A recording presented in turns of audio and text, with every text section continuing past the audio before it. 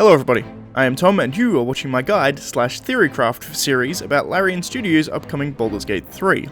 This video and the subsequent series is going to go over the classes available in Baldur's Gate 3 and how they're likely going to perform. We don't however have direct information from the game, so it must be noted that all of these videos are going to be speculative. They're based off Dungeons & Dragons 5th edition ruleset, which Larian has said they're going to be following as close as practically, so I feel pretty confident in giving some speculation here. If you're unaware of any of the basic concepts around D&D, any of the basic kind of terms or concepts, or even Baldur's Gate, if you played the original Baldur's Gate, you're probably okay with it as well. But I do have an introductory video, which is linked up right here, as well as down in the description. But, without further ado, let's begin with... So, the first class we're going to talk about, due entirely to alphabetical order and no other reason, is the Barbarian. And as the name might suggest, the archetypal Barbarian is a martial class designed primarily around charging headlong straight into battle in a violent and bloodthirsty rage. I'm first going to go over the class features, and I'm going to go over them in order of acquisition, starting from the inherent features. For starters, Barbarians will have the highest potential HP of any class in Baldur's Gate. They have a hit die of a d12. This means that at level 1, a Barbarian will have 12 hit points, plus your Constitution modifier, which we'll go into a bit later. And for each level after the first, you'll get to roll a d12, or take the average of the die roll, which is a 7, and then add your Constitution modifier for additional health every level up, which is quite a lot. For reference, a wizard has 6, a lot of classes have a d8, I think there's a couple that have a d10, but d12 is just the highest. It's the highest possible health you can have as any class. As far as proficiencies, Barbarians get proficiency in light armor and medium armor, as well as shields, although most Barbarians will probably ultimately decide not to use any armor. This is because later on they get an ability that helps them with that, which we'll go into shortly. But they also get proficiency in all simple and martial weapons. Their saving throw proficiencies are with strength and constitution saving throws, and you get to choose 2 skills from the following list. I'll put them up on the screen now. I won't actually read through them, but they'll just be on the screen already. So, starting at level 1, a Barbarian gets access to the Rage feature, as well as Unarmored Defense. As a Barbarian, you can start a Rage that conveys a variety of benefits. For starters, you have advantage on all strength checks and strength saving throws. And when you make a melee attack when you're raging, with a strength-based weapon, you get a bonus damage onto the attack. The value of this goes up as you level up. At level 1, it starts at plus 2 damage, so as long as you get a hit while you're raging, you get plus 2 damage on all your attacks, which is fantastic. Additionally, while you're raging, you have resistance to all physical damage, which takes the form of bludgeoning, piercing, slashing, kind of weapons, damage from like weapon attacks. Resistance means that you take half the damage that you ordinarily would take, which is significant. Taking half the damage is fantastic. It's also worth noting that while you're raging, you can't cast any spells if you have access to any, and your rage will end after 1 minute, which is 10 full rounds of combat, or if you end your turn without either being hit by an enemy or making an attack against an enemy. So you always have to be like in the thick of the fight to be able to keep your rage maintained. The number of times you can use rage per long rest is determined by your level. At first level you get 2 rages before you need to take a long rest, and that value goes up as you level. As for unarmored defense, if you're not wearing any armor, your armor class is determined by adding your dexterity and your constitution modifiers to your base of 10. This means that depending on how you've built your stats around, your Barbarian may often be better without wearing any armor whatsoever than they are wearing light or medium armor. Starting at level 2, Barbarians get Reckless Attack and Danger Sense. Reckless Attack allows you to give all your melee attacks on your turn advantage. This is fantastic. Advantage means that in the sort of background, the game will roll 2 dice rather than 1 to determine whether you hit or not, and it'll take the highest result. So you're basically just getting a much higher chance to hit the enemy. The downside to this is that when you use Reckless on your turn, all of the enemies that attack you on their turn also get advantage on you. So it's also a lot easier to hit you. I think generally worth it, but there is some kind of risk involved that's worth noting. As far as Danger Sense, it means that Barbarians will get advantage on dexterity saving throws for effects they can see. So if someone throws a fireball at them, they've got a better chance of getting away. Or if a trap swings down from the ceiling, they've got a better chance of dodging out of the way. Pretty much they've got advantage on any kind of save to jump out of the way of something, as long as they can see it coming. At 3rd level, this is where you get to choose your subclass for the Barbarian. I'll go over these in more detail later.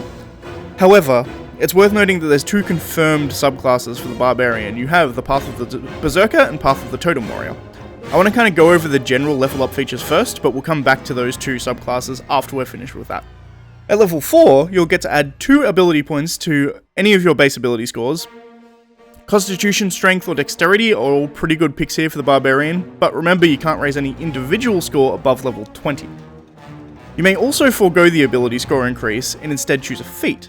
These are a wide variety of different kind of niche uses that you can choose for your character that give you a real kind of unique feel to your character. Generally, I would say they're probably better than ability score increases unless you're trying to get to a specific value for whatever reason. A very common feat for barbarians, also fighters and pretty much anyone else who's even tangentially close to being a melee fighter, is Great Weapon Master. This allows you to get 2 different benefits. Firstly, before you attack, you can choose to take -5 for your chance to hit, and that confers you a +10 to the damage you deal. A +10. Which you can probably judge from my intonation is very, very good. Additionally, if you knock an enemy down to 0 hit points, or if you land a critical hit, you can use your bonus action for an additional attack. There are many other feats to choose from, and I won't go through all of them. I think what I'm going to do going forward with this series is I'm going to give you like one example of a feat that I think goes pretty well with a specific class that I'm doing. So with the Barbarian, Great Weapon Fighter, when I do another class, I'll choose another feat that kind of fits quite well. At level 5, the damage potential really starts to ramp up for the Barbarian, because you gain 1 extra attack feature, as well as fast movement.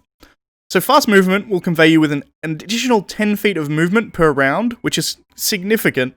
The base movement of most characters is 30, so that puts you up to 40 feet of movement, which is... it's a substantial increase. This only works, however, if you're not wearing heavy armor, which by default the Barbarian doesn't have access to heavy armor anyway. However, depending on your race, you may do anyway. You also get the extra attack.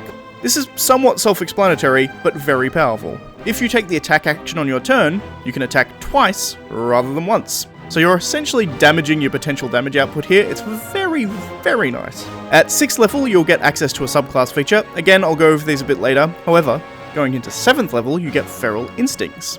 In D&D, this gives you advantage on initiative rolls, allowing you to act sooner in the turn. But since Larian has chosen to kind of change the way that initiative works, like your whole team goes at the same time, I don't know how this skill is going to really work. I'm thinking they may end up tweaking this a bit for Baldur's Gate 3.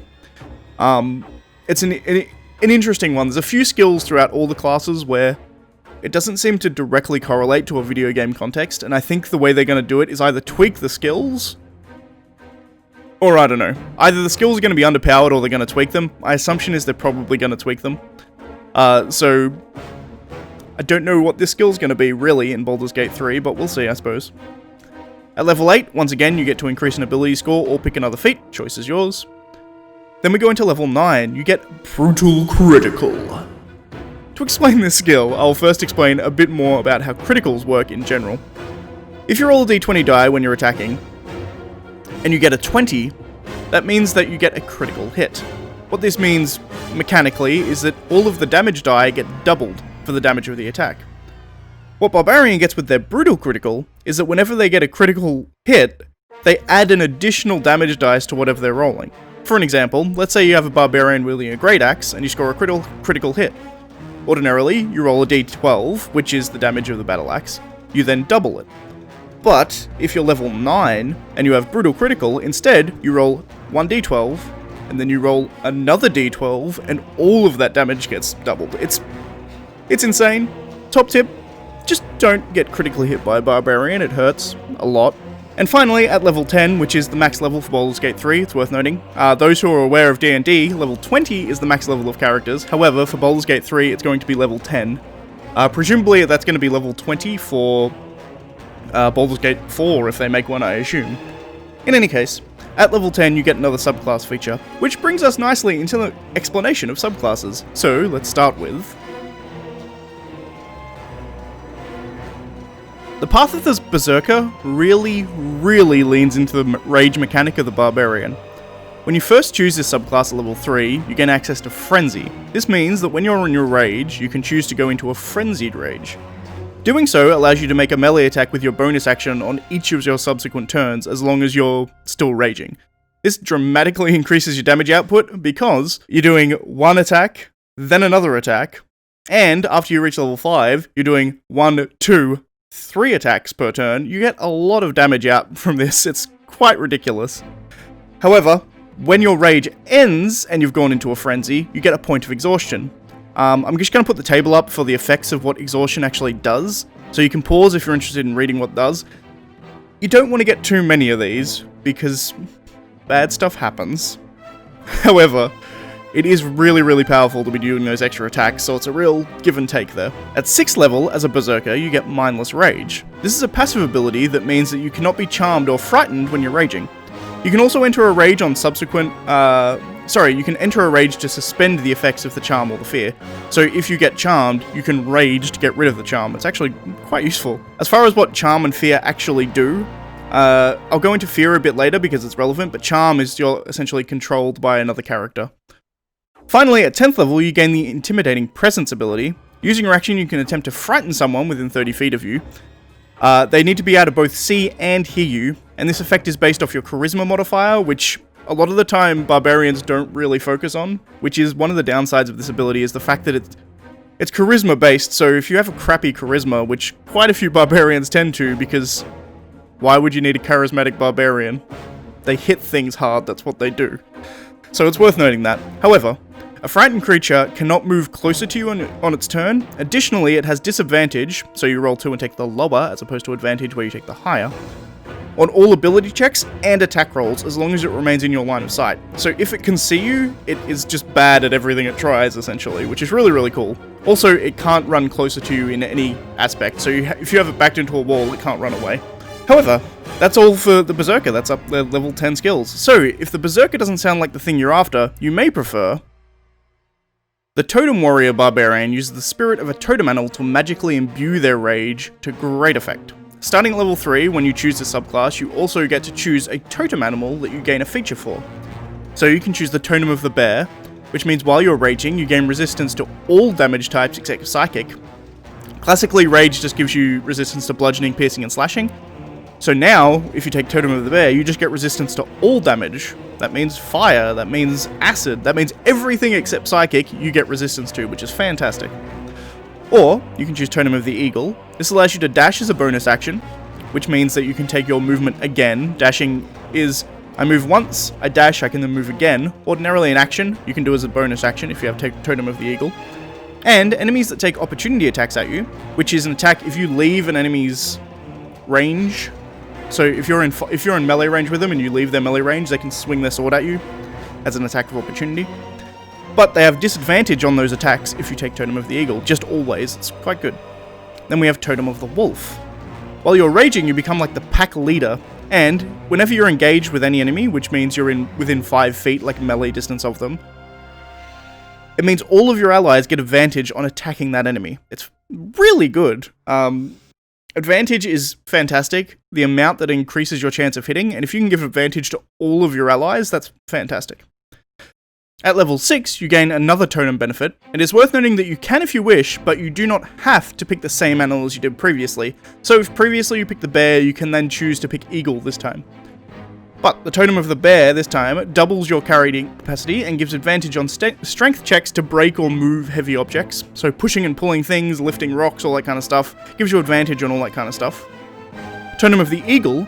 With the eyes of an eagle, you can see up to a mile away with the same clarity of something that's no more than 100 feet away. So something that you could ordinarily see 100 feet away, you'll be able to see a mile away.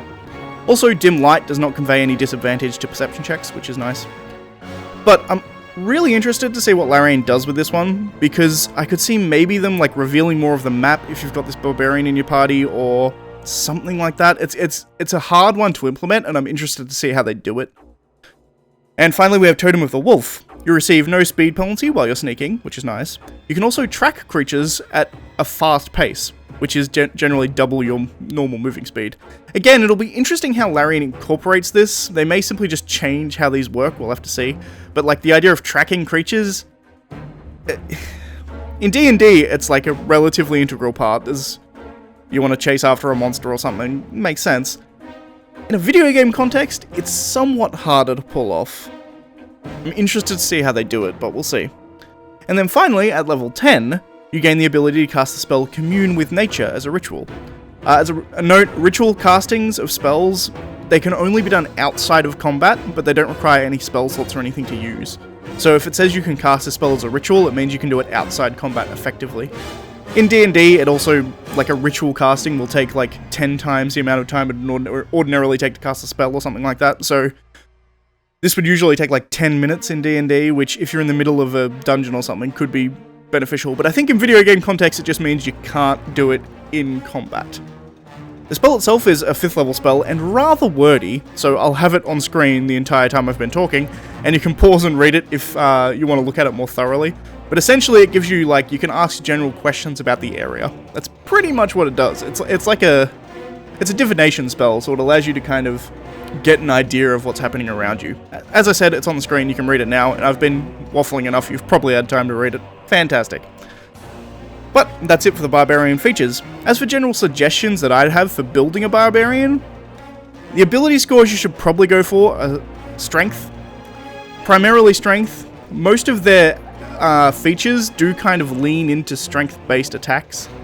There's a few of them that only work if you're using a Strength weapon, for instance, so Strength is usually the way you want to go rather than Dexterity as far as your melee build. Secondarily, Constitution. Most tanks in Baldur's Gate, they'll focus primarily on not getting hit, so they want a really high armor class so that things can't hit them. Barbarians, on the other hand, the fact they have damage resistance, and coupled with the fact that they have a huge amount of health, they don't care if they're hit because, like, their tankiness comes from their health, not from their armor. It's an interesting kind of corollary between the tankiness of different melee classes, but Barbarians definitely want a huge pool of health. Also, tertiarily, you probably want some Dexterity just because unarmored defense will give you extra armor if you're based on your Dexterity as well as your Constitution, so if you have both of them relatively high, it's probably a good idea. But that's it for the Barbarian. So if you have any questions, please feel free to put them in the comments below. I'll try and answer as many as possible. But that's it for this video. So if you liked the video, please leave a like. If you're not subscribed, please consider subscribing. And as always, thanks for watching, and I shall see you next time with the Bard, I think, is next alphabetically. I'm going to go through these alphabetically. Seems to make sense to me. So Bard will be next, which is interesting. We're going from a relatively simple character in the Barbarian to a very complex character in the Bard. That'll be interesting. In any case, thanks for watching, guys, and I shall see you next time.